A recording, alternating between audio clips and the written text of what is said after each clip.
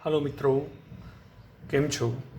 सरस्वती माध्यमिक कन्या विद्या मंदिर नवा थोराणाना ऑनलाइन शिक्षण में आप सर्वेનું स्वागत है। ધોરણ 10 विषय गणित प्रकरण नंबर 3 द्विचल सुरेख समीकरण युग्म। मित्रों, द्विचल सुरेख समीकरण युग्मना उकेल माटेनी अत्यार सुधी આપણે 3 રીતો શીખી ગયા છીએ। આલેખની રીત, આદેશની રીત અને લોપની રીત। હવે પછી ચોથી રીત સમજવાની છે અને એ છે ચોકડી ગુણાકારની રીત, જેને ક્રેમરની રીત પણ કહેવામાં આવે છે। તો મિત્રો, એક ઉદાહરણ લઈ અને એની સાથે સાથે આપણે ચોકડી ગુણાકારની રીતને સમજવાનો પ્રયત્ન કરીએ। તો જોઈએ મિત્રો, ચોકડી ગુણાકારની રીત। ધારો કે બે દ્વિચલ સુરેખ સમીકરણ આપેલા છે, a1x plus b1y plus c1 બરાબર 0 અને a2x plus b2y plus c2 બરાબર 0। આવા બે દ્વિચલ સુરેખ સમીકરણોના વ્યાપક સ્વરૂપ આપણને આપેલા છે। તો ચોકડી ગુણાકારમાં x અને y કઈ રીતે મેળવી શકાય? તો સૌથી પહેલાં આપણે ચોકડી ગુણાકારની રીતની અંદર અહીંયા કરવાનું છે શું? તો સૌથી પહેલાં x, y અને અચળ પદ એના માટે 1 લખવાનું અને પછી એક્સના સહગુણક એક્સને નીચે દર્શાવવાના a1 a2, વાયના સહગુણક વાયની નીચે દર્શાવવાના b1 b2 અને અચળ પદના સહગુણક 1ની નીચે દર્શાવવાના।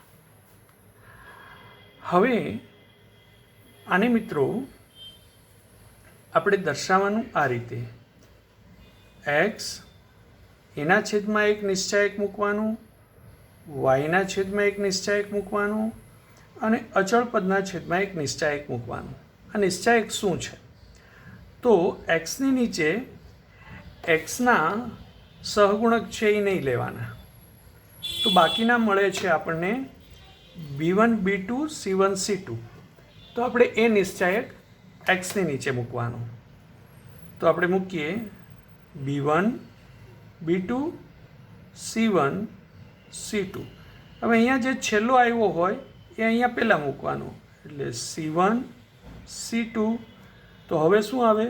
b પછી c અને c પછી a, એટલે a1 a2। હવે અહીંયા છેલ્લે a1 a2 આવ્યા એટલે એ અહીંયા મૂકી દેવાના a1 a2। તો એ પછી શું આવે? b b1 b2। તો આ રીતે નિશ્ચાયક મૂકી દેવાના। હવે એને સમજીએ તો એક્સની નીચે એક્સના સહગુણક નથી, એવી રીતે વાયની નીચે વાયના સહગુણક નથી, અચળ પદની નીચે અચળ પદના સહગુણક નથી। તો આપણે એને ક્રમમાં આ રીતે દર્શાવવાનું કે પહેલાં b1 b2 અને c1 c2 લીધા, તો હવે અહીંથી આમ શરૂ થયું છે તો અહીંથી આ રીતે જશું, તો c1 c2, તો ત્યાર પછી a1 a2, પછી a1 a2, તો ત્યાર પછી b1 b2। તો આ પ્રકારે આપણે લખીશું।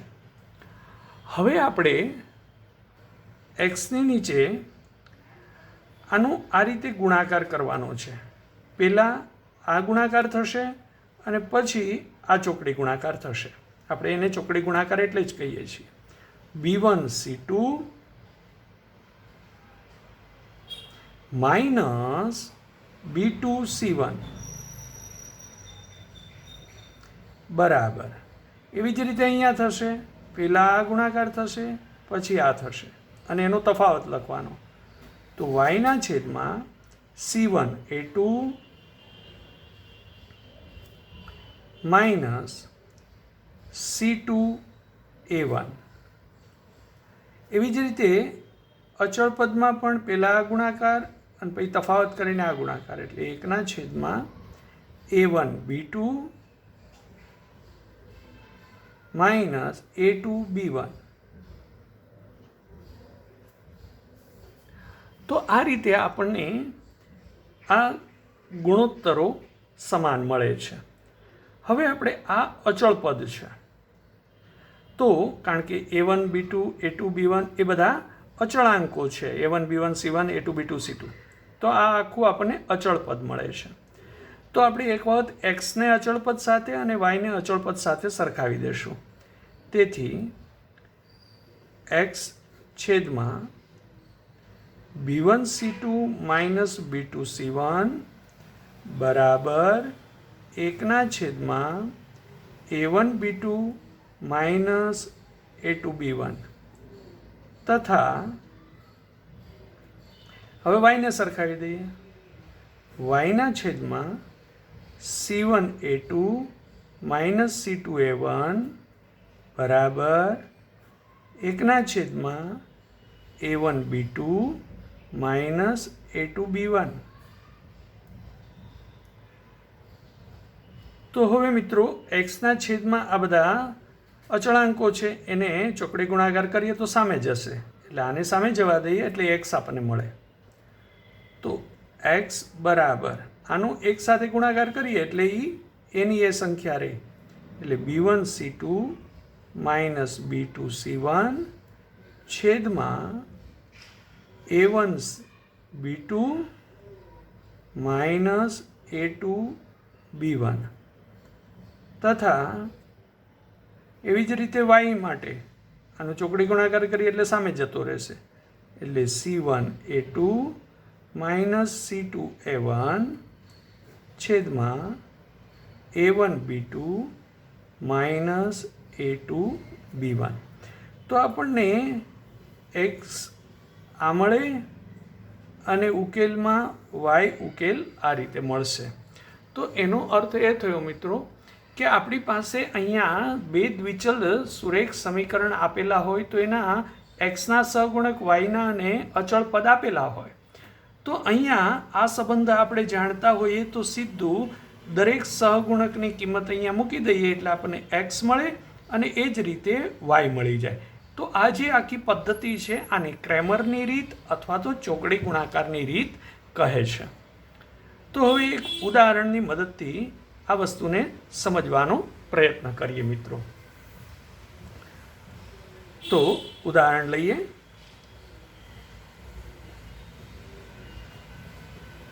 જે પાઠ્યપુસ્તકમાં પાના નંબર 48 ઉપર આપેલું છે કે જો 5 નારંગી અને 3 સફરજન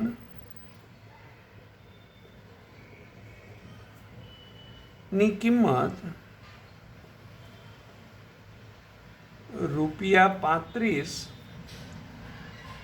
અને 2 નારંગી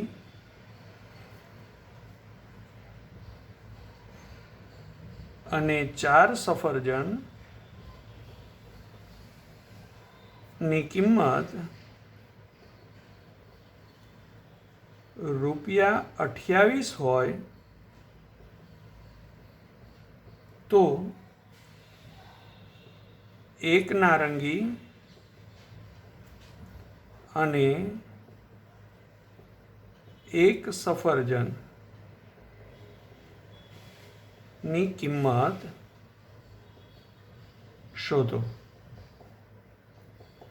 તો મિત્રો સૌથી પહેલાં તો આપણે આના ઉપરથી દ્વિચલ સુરેખ સમીકરણ બનાવીએ. તો ધારી લઈએ, ધારો કે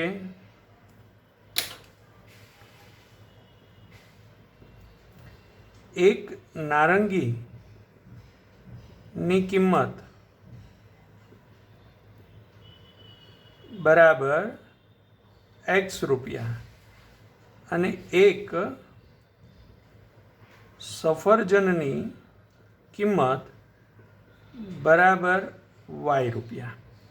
તો આપણને સમીકરણ મળશે 5 નારંગી 3 સફરજન એટલે 5 નારંગી એટલે 5x રૂપિયા અને 3 સફરજન એટલે 3y રૂપિયા. આ બંનેની કુલ કિંમત 35. તો આ થયું આપણું સમીકરણ નંબર 1. એવી જ રીતે 2 નારંગી ને 4 સફરજન, તો 2 નારંગી એટલે 2x રૂપિયા, 4 સફરજન એટલે 4y રૂપિયા બરાબર એની કુલ કિંમત 28. તો આપણું બીજું સમીકરણ થયું. તો હવે મિત્રો આપણે આની અંદર આને વ્યાપક સ્વરૂપમાં પહેલાં તો લખી દઈએ, એટલે સમીકરણ થઈ ગયું 5x + 3y - 35 = 0 અને 2x + 4y - 28 = 0. તો આપણા આ બે દ્વિચલ સુરેખ સમીકરણ મળ્યા. હવે એમાંથી આપણે a1 b1 c1 અને a2 b2 c2 ની કિંમત લઈ લઈએ. તો મિત્રો અહીંયાથી આપણે સીધું a1 = 5, b1 = 3, c1 = -35. એવી જ રીતે a2 = 2, b2 = 4 અને c2 = -28. આ આપણને બધાની કિંમત મળી. હવે ક્રેમરની રીતે જો સીધી આ કિંમત x અને yની જાણતા હોઈએ તો સીધી એની અંદર કિંમત મૂકી શકાય. અન્યથા આપણે આ પદ્ધતિ મુજબ ગણતરી પણ કરી શકીએ. આપણે પહેલાં આની અંદર સીધી કિંમત મૂકી અને ગણતરી કરીએ અને પછી આ આખી પદ્ધતિથી ગણતરી કરી શકીશું. તો જોઈએ મિત્રો. તેથી હવે x શું થશે? તો કે x બરાબર આપણી પાસે કિંમત છે b1 c2 - b2 c1 છેદમાં a1 b2 - a2 b1.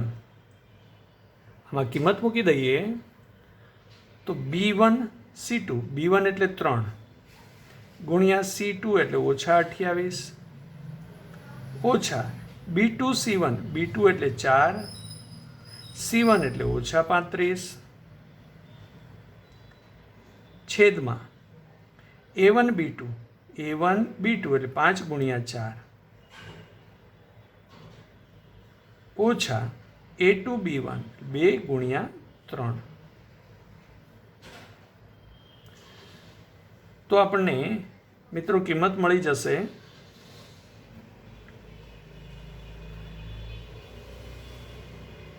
-28 ગુણ્યા 3.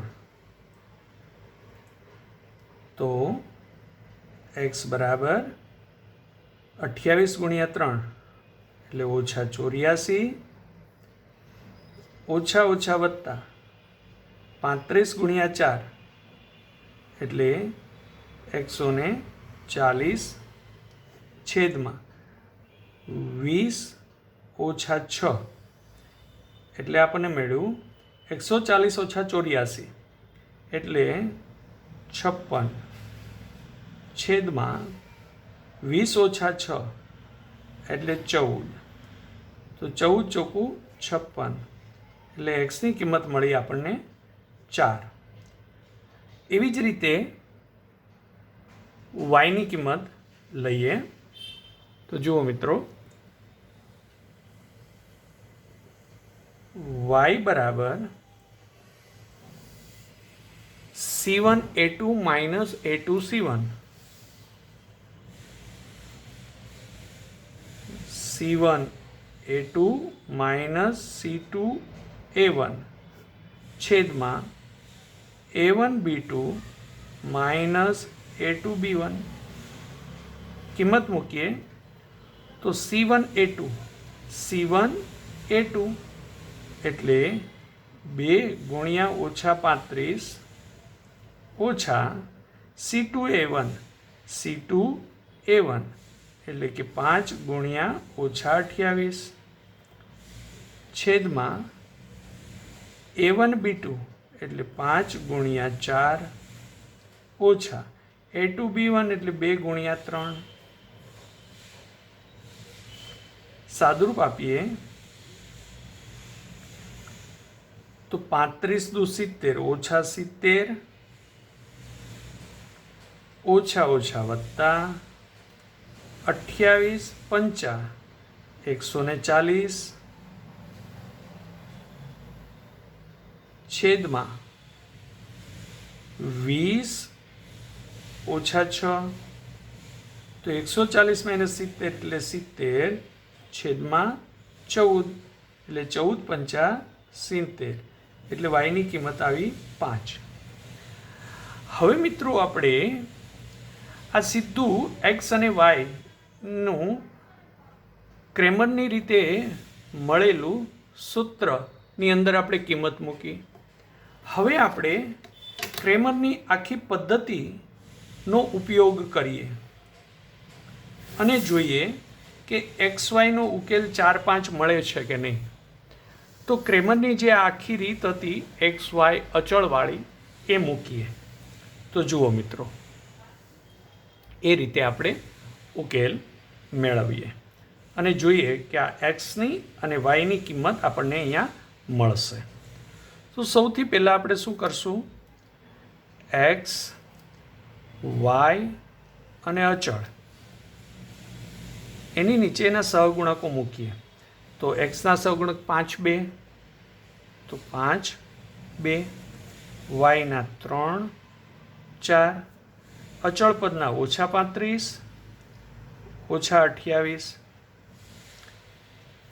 હવે શું કરીશું, તો કે એક્સ એની નીચે, વાય એની નીચે અને અચળ પદ એની નીચે આપણે નિશ્ચાયક મૂકીશું. તો એક્સની નીચે શું મૂકીશું, આ રીતે 3, 4 અને -35, -28.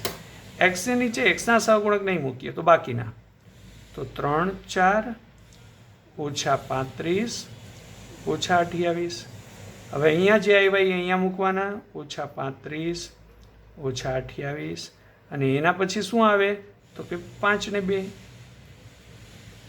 કારણ કે અહીંથી શરૂ થયું, આના પછી આ, તો એના પછી તો આ. હવે આ છેલ્લે છે તો એ અહીંયા પહેલાં મૂકવાના, 5, 2, તો એના પછી શું આવે તો 5, 2 પછી 3, 4 આવે. તો જોઈએ એક્સની નીચે એક્સના સહગુણક ન હોવા જોઈએ, વાયની નીચે વાયના સહગુણક ન હોવા જોઈએ, પણ ગમે એમ નહીં લખીએ, આપણે ક્રમમાં આમ જશું. તો આ રીતે આપણને મળ્યું. હવે એક્સના છેદમાં શું લખીશું, પહેલાં આ ગુણાકાર લખીશું, એટલે 3 ગુણ્યા -28 માઇનસ 4 ગુણ્યા -35 બરાબર વાયના છેદમાં 2 ગુણ્યા એટલે 35 ગુણ્યા 2 એટલે 2 ગુણ્યા -35 ઓછા -28 ગુણ્યા 5 એટલે 5 ગુણ્યા -28 બરાબર 1 છેદમાં 5 ગુણ્યા 4 ઓછા 3 ગુણ્યા 2. તો મિત્રો હવે આ આખું અચળ પદ છે, તો એની સાથે આને સરખાવી દઈએ, એટલે લખાશે x બાય 3 × -28 -4 ગુણ્યા -35 બરાબર 1 છેદમાં 5 ગુણ્યા 4 -2 ગુણ્યા 3 તથા આ જ રીતે વાયને આપણે જોઈએ, તો વાયના છેદમાં 2 ગુણ્યા -35 -5 ગુણ્યા -28 બરાબર 1 છેદમાં 5 ગુણ્યા 4 -2 ગુણ્યા 3. તો આવી રીતે એક્સને અચળ પદ સાથે અને વાયને અચળ પદ સાથે આપણે સરખાવી દીધું. તો હવે ચોકડી ગુણાકાર કરીએ તો આ એકની સાથે ગુણાઈ જશે, એટલે એક્સ બરાબર આ સામે જશે, એટલે 3 ગુણ્યા -28 -4 ગુણ્યા -35 છેદમાં 5 ગુણ્યા 4 -2 ગુણ્યા 3 તથા વાય બરાબર આ છે એ સામે એકની સાથે ગુણાઈ જશે, એટલે 2 ગુણ્યા -35 -5 ગુણ્યા -28 છેદમાં 5 ગુણ્યા 4 ઓછા 2 ગુણ્યા 3. તો મિત્રો જુઓ, તમારી સામે આપણે સીધા સૂત્રમાં કિંમત મૂક્યું હતું તો એક્સ બરાબર આ આવ્યું હતું 3 ગુણ્યા ઓછા 28 ઓછા 4 ગુણ્યા ઓછા 35 બાય 5 ગુણ્યા 4 ઓછા 2 ગુણ્યા 3. તો એ જ વસ્તુ અહીંયા આવી. આ બંનેને સરખાવો. એવી જ રીતે વાય બરાબર જે કિંમત હતી એ જ કિંમત અહીંયા આવી 2 ગુણ્યા ઓછા 35 ઓછા 5 ગુણ્યા ઓછા 28 છેદમાં 5 ગુણ્યા 4 ઓછા 2 ગુણ્યા 3. તો એનો અર્થ એ થયો મિત્રો કે આનું સાદુરૂપ આપશું એટલે આ જ પ્રકારે થશે. એટલે કે એક્સ બરાબર 4 અને વાય બરાબર 5 મળશે. તો એનો અર્થ એ થયો મિત્રો કે અહીંયા આપણે એક્સની જે કિંમત અહીંયા લખી 3 ગુણ્યા ઓછા 28 વાસ્તવિક રીતે શું છે તો કે B1 ગુણ્યા C2 માઇનસ B2 ગુણ્યા C1 છેદમાં A1 ગુણ્યા B2 માઇનસ A2 ગુણ્યા B1. તો મિત્રો ક્રેમરની રીતે એટલે કે ચોકડી ગુણાકારની રીતે તમે આ પદ્ધતિથી ઉકેલ મેળવો. હવે તો સાદુરૂપ આપવાનું છે જે અહીંયા આપણે આપેલું છે. એ જ રીતે આગળ વધી અને એક્સની કિંમત 4 મળશે અને વાયનું સાદુરૂપ આપ્યું છે. એ જ રીતે અહીંયા સાદુરૂપ આપીએ એટલે વાયની કિંમત 5 મળે. તો મિત્રો જો આપણી પાસે દ્વિચલ સુરેખ સમીકરણ મળી ગયા પછી આ સૂત્ર આપણને એક્સ અને વાયનું યાદ હોય તો સીધી એની અંદર આપણે સહગુણકોની કિંમતો મૂકી અને એક્સ અને વાય મેળવી શકીએ. અન્યથા આપણે આ પદ્ધતિનો ઉપયોગ કરવાનો રહે. એટલે આ રીતે દરેક સોપાનો મુજબ આપણે આગળ જવાનું થાય અને એક્સ અને વાયની કિંમત મળે. તો મિત્રો આ વસ્તુને ધ્યાનમાં રાખીશું અને જો આપણે એક્સ અને વાયના સૂત્રો જે આપણે અહીંયા ચોકડી ગુણાકારની મદદથી તારવા હતા એ સૂત્રો તમે કંઠસ્થ કરી જાઓ તો આપણે બહુ સરળતાથી ઝડપથી ચોકડી ગુણાકારની રીતે ઉકેલ મેળવી શકીએ. મિત્રો ફરી પુનરાવર્તન કરજો મિત્રો, જેથી વધુ સ્પષ્ટીકરણ થઈ શકે. હવે આપણે જોઈએ કે જો આ એક્સમાં આ ગુણોત્તર છે, એક્સની કિંમત છે, આ બધા સહગુણકોનો ગુણોત્તર છે. એ જ રીતે વાયની કિંમત છે, આ સહગુણકોનું ગુણોત્તર છે. તો એ ગુણોત્તરમાં છેદ છે એ જો શૂન્ય થઈ જાય તો આ ગુણોત્તર એક્સ કે વાયની કિંમત એ અવ્યાખ્યાયિત થઈ જાય. તો આપણે એ બાબતોને પણ ધ્યાનમાં લઈએ. હવે મિત્રો જો ચોકડી ગુણાકારની રીતે આપણને એક્સ અને વાય એ આવા સહગુણકોનો ગુણોત્તર મળે છે જ્યાં છેદ શૂન્ય હોવો જોઈએ નહીં. એનો અર્થ એ થયો કે આપણા માટે 2 વિકલ્પ રહે છે. કુલ 3 વિકલ્પ થશે. પહેલો A1B2 માઇનસ A2B1 એ શૂન્ય હોવું જોઈએ નહીં. કાં તો એ શૂન્ય નહીં હોય અથવા એ શૂન્ય હોય.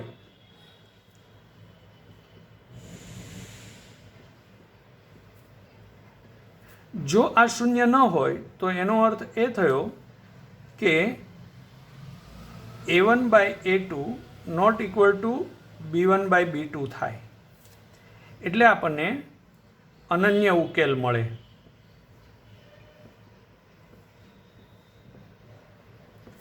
અને જો આ શૂન્ય થાય તો એનો અર્થ એ થયો કે A1 બાય A2 બરાબર B1 બાય B2 બરાબર શૂન્ય થાય, જ્યાં આપણે આના બરાબર કોઈ અચળાંક કે લઈ લઈએ. તો આપણને ત્રીજી બાબત ધ્યાનમાં લેવી પડે કે C1 બાય C2 બરાબર કે મળે છે કે C1 બાય C2 બરાબર કે નથી મળતું. જો C1 બાય C2 બરાબર કે મળે તો એનો અર્થ એ થયો કે A1/A2 બરાબર B1/B2 બરાબર C1/C2 બરાબર કોઈ અચળાંક કે છે. એનો અર્થ એ થયો કે આપણને અનંત ઉકેલ મળે. અને જો C1/C2 એ k ને બરાબર ન હોય તો એનો અર્થ એ થયો કે A1/A2 equal to B1/B2 not equal to C1/C2 થાય. એટલે આપણને ઉકેલ ન મળે. એવા દ્વિચલ સુરેખ સમીકરણનો ઉકેલ ન મળે. એનો અર્થ એ થયો મિત્રો કે પૂર્વે આપણે જોઈ ગયા હતા એ જ બધી બાબતો થઈ કે જો A1/A2 not equal to B1/B2 હોય તો અનન્ય ઉકેલ, અને જો A1/A2 equal to B1/B2 equal to C1/C2 હોય તો અનંત ઉકેલ, અને જો A1/A2 equal to B1/B2 not equal to C1/C2 હોય તો ઉકેલ ન મળે. તો અહીંયા પણ આ બાબતનું સમાધાન થાય છે મિત્રો. તો એ વસ્તુને ધ્યાનમાં રાખીશું અને પાઠ્યપુસ્તકમાં આપેલા ઉદાહરણોને તમે એક વખત વાંચી અને સમજવાનો પ્રયત્ન કરજો. આપણે ચોકડી ગુણાકારની રીતે ઉકેલ મેળવતા સ્વાધ્યાય 3.5ના દાખલાઓના ઉકેલ ચોકડી ગુણાકારની રીતે મેળવીશું. હવે પછીના વિડીયોમાં જ્યારે આપણે મળીશું ત્યારે સ્વાધ્યાય 3.5ના દાખલાઓના ઉકેલ મેળવીશું. મિત્રો પુનરાવર્તન કરતા રહેજો જેથી વધુ સ્પષ્ટીકરણ થઈ શકે અને બરોબર સમજી શકાય. તો આ બધી બાબતોને નોંધપોથીમાં નોંધજો, સ્વાધ્યાય 3.4ના દાખલાઓને, અને આ ક્રેમરની રીત એટલે કે ચોકડી ગુણાકારની રીતને બરોબર પુનરાવર્તન કરી જજો મિત્રો. સ્વસ્થ રહેજો. આવજો.